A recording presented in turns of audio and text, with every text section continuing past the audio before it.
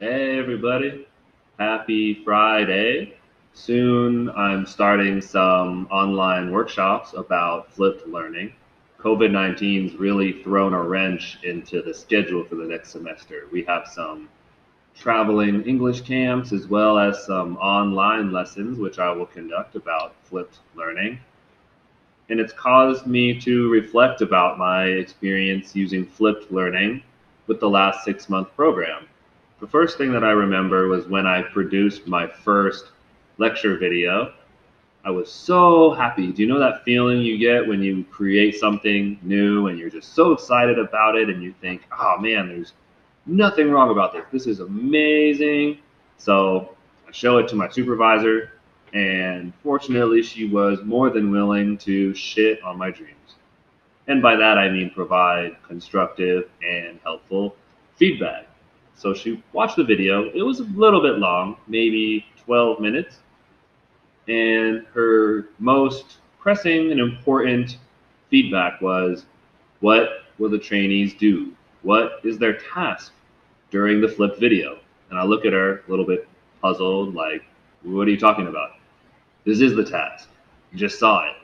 And she's like, no, what is the focusing question? What is something that they can do with their hands or writing something? How are they to be held accountable for watching the video? And it reminds me of a frequent critique I hear about flipped learning from trainees and a concern that they have, which is how will I know that my students will actually watch the videos that I produce? How can I hold them accountable? So my supervisor's feedback inspired me to start creating lecture notes. It's very simple, really. In a traditional classroom, when a teacher is giving a lecture, the students typically sit passively and they scribble notes in their notebook. So, what I started to do is give the trainees a handout that lists some basic informational questions that they should pay attention for in the video. For example, what are the three main speaking tips that I describe in the video? What happens when you stop providing comments in the conversational cycle? What are some types of follow up questions or comments that you can use? This is just basic information recall, so it's not particularly difficult, but it allows the trainees to hold themselves accountable, and it allows me to make sure that they are viewing the video and getting the information that they need to get the most out of class time. I used to hand out these lecture notes on paper where the trainees would write in and then give them a stamp.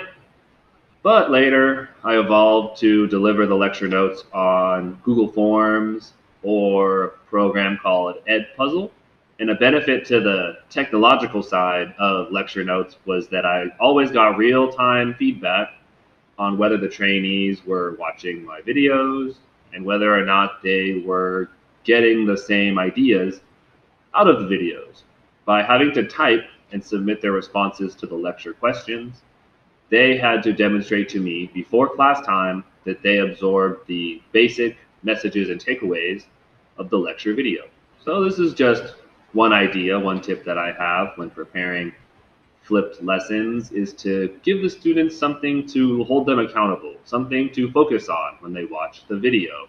It can be a note-taking sheet with some basic questions, or it could be something else, something with a kind of grade that just gives the students a little bit of responsibility and accountability to reviewing the lecture material before they show up to class.